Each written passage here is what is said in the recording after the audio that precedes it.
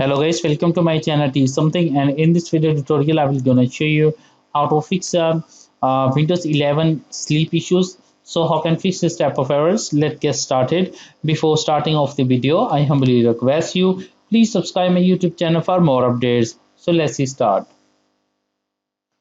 Okay guys, first of all, going to your search menu and type a power plan. So select the edit power plan. Click on change advanced power settings. After doing this set, select a PCI Express, select a state link state power management and select it to off. Select the setting is off, click on apply, OK button and close it. After that, go to your search menu and type a CMD and open a command prompt, right click run as administrator.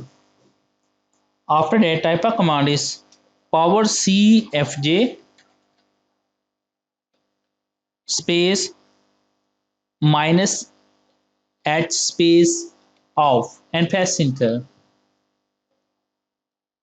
After that, type exit and exit the command prompt.